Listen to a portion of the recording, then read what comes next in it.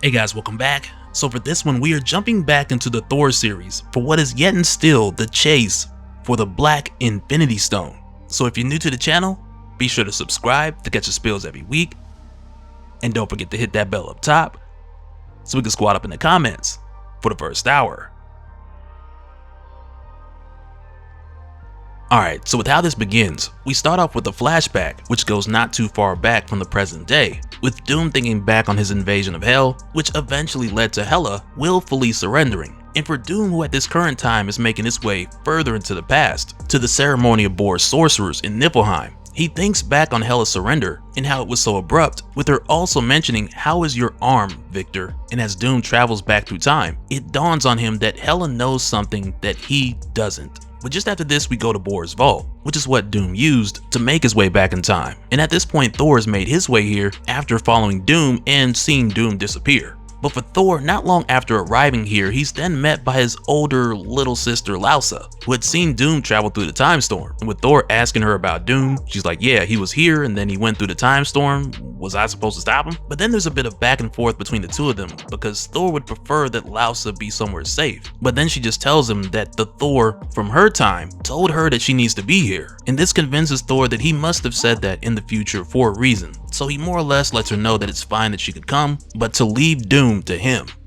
But from here, where we go over to the ceremony, right where we left off, when Thanos barged in, thinking that he was going to snatch up the Black Infinity Stone, only to find that it was a child that manifested from this sorcery. So of course, initially Thanos is like, what is this? But then after a moment of him looking at this child, he's then like, oh, I get it. If I sacrifice this thing, it's going to turn into a stone. That makes sense. A death for a death stone, and a life to rule life. Which right away just shows you the way that Thanos thinks, which is dark, obviously, but it's also usually just going in one direction, with a two-lane street that is only death and stone collecting. But at this moment, Dr. Doom then shows up, and right away Thanos is like, I remember you, I have no quarrel with you. And Doom is just like, oh, lucky for you. But with Thanos asking Doom if he's come here to take the stone, Doom then lets Thanos know that that's the least creative, least interesting thing that he could do with this power. Because instead of just parading a death zone, this child could change the very essence of life. But for Thanos, he thinks that's pointless, because he's seen thousands of cultures to where none of them are peaceful, with all of them willfully choosing chaos. But as their disagreement begins to escalate, Thor and Laosa find this moment in time where Doom has made his way to.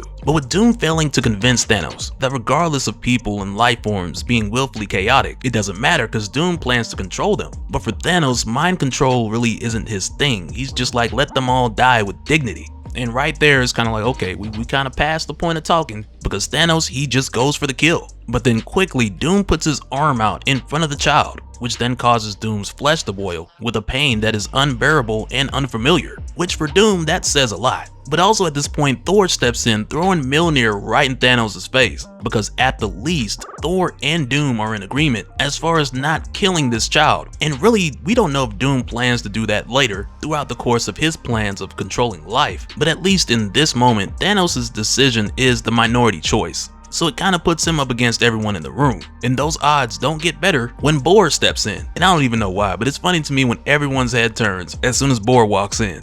But from here, we step away from the action for a little bit to head over to Broxton, Oklahoma in the present day, where we find that young Laosa is safe and sound, and Runa's got the message from Mr. Horse, who made his way here from Latveria, to tell Runa that Jane needs her help. So she makes her way there while leaving young Laosa here where she's safe. And over in Latveria, when we go back to Jane, with her finding the afterlife that Doom had created, she's surrounded by a collection of souls from numerous afterlives known and unknown all around her. But with searching here, she eventually finds Bohr alongside Odin, who both are still intact for the time being. And with Jane asking them what's going on here, Bohr tells her that someone is trying to recreate the spell that he had once done years ago when he was young and foolish, and this lets him know that his vault is open. And it's here where Bohr then goes on to tell his son Odin that he'd never told him before, but at a time long past, when Odin was just a boy, Bohr had met his grandson, Thor. Which really feels like, in a way, somebody said, well, you know, with the retroactive continuity, we gotta mention this somewhere. Because yeah, if present day Bohr didn't remember this, then it would have been a problem.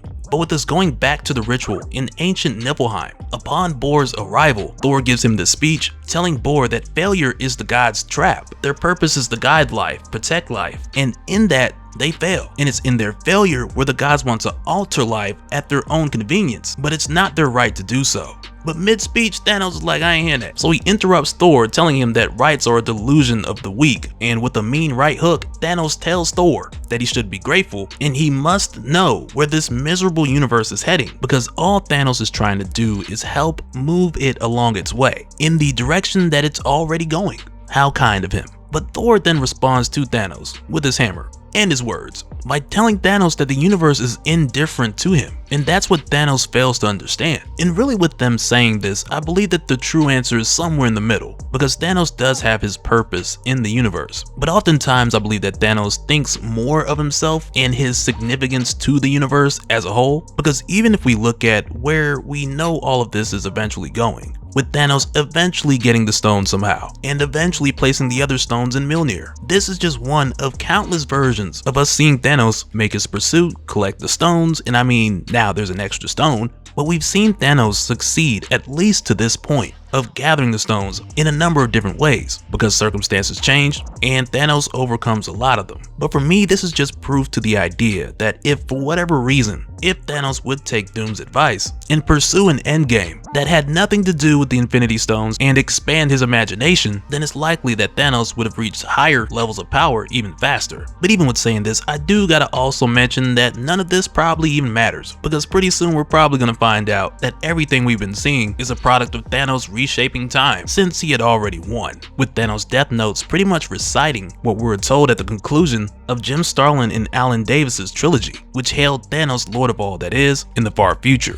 But I say that to point out that even with Thanos being closed-minded, it's worked well for him. But for us, we'll just have to wait and see if that tunnel vision has truly served him well, or if it will eventually be his downfall. But at this point, with Thor being able to knock Thanos back into the time storm, Thanos reaches out and grabs Doom, telling him to hand over the child. And at this point, Doom can tell that Thanos still hasn't figured out who this child is. And with Doom knowing who this child will eventually be, suddenly he feels powerless as a small piece in this larger predetermined picture, with his actions just falling into place for what's already going to happen. But with Thanos grabbing Doom and pulling him along with himself into the time storm, Doom drops the child as a way of really saving it and keeping it as far away from Thanos as he can in this moment. But with the child being exposed to the time storm, she grows rapidly before Laosa can go in after her. But as this growth takes place, we're told that the child is aware that everything she knows was learned by others, because her creation came about by way of the death of so many mortals and gods who yet live on inside her, who pass this knowledge on to her before they fade away completely.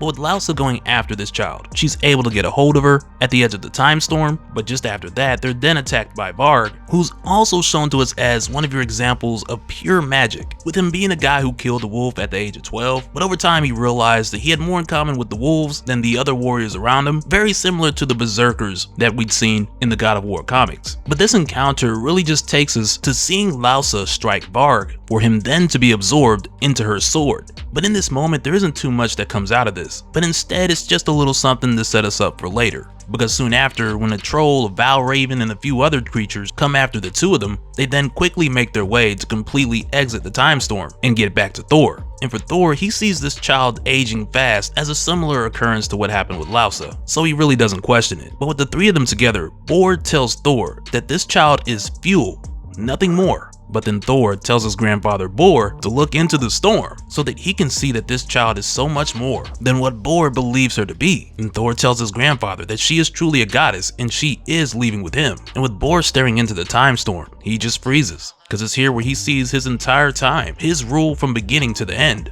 And when we jump back to the present day with Valkyrie, Bohr, and Odin, it's here where Bohr just picks up, with him telling them what happened and continuing to describe what he saw in the time storm. Because in addition to him seeing his entire time, he saw his son Odin give his eye for wisdom, he saw Odin sire his children, who grew to know more than Bohr because they were raised by Odin. And this made Bohr calm and proud. But then he goes on to say that he was the dawn, Odin was the day, and now as night falls, it is time for Thor. And when we go back to Thor and the others, we find that they've made their way to Jotunheim, And along the way, the child has been putting things together by searching through the memories that she has that aren't hers. And along the way with the child expressing that she's cold, Laosa gives her her boots, because with one of her fathers being Surtur, she never gets cold. But then it's at this point where Thor tells them that they've reached their destination. And as they peek over the edge to where they see a much younger Thor down below serving these giants in what appears to be some sort of wager. But with watching this, present day Thor looks to the child and says,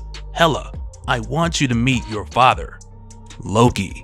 And it's pretty crazy to see because for Hela, her backstory is danced back and forth. Because on one hand, you'll see that her parents are unknown, but then you'll also see that legend has it that she's the child of Loki and Angrboda, with her stepmother being Sigyn. But what I'm hoping that we end up getting here is a cleaner, more solid explanation to how this lines up, rather than a complete retcon, which is kind of what it's looking like so far. But with that said, pretty soon, one way or the other, we'll be getting that answer.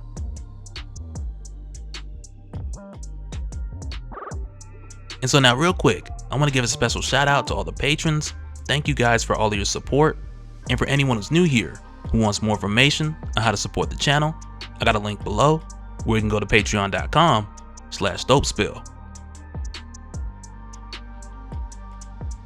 But that'll do it for this one, guys. Let me know your thoughts down in the comments below, and we'll do it again on the next one.